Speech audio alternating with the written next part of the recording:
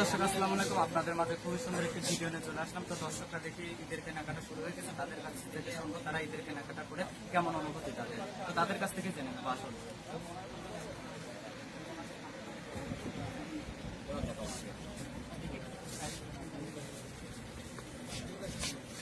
আসসালামু আলাইকুম।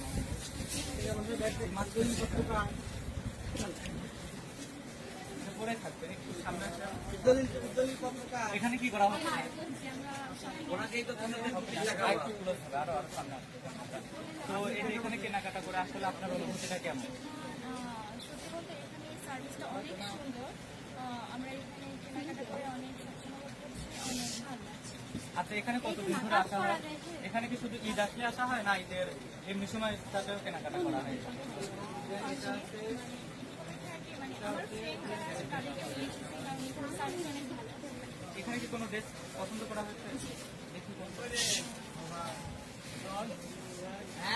এটা একটু আপনাকে কাট করে দিলাম ভাইয়া।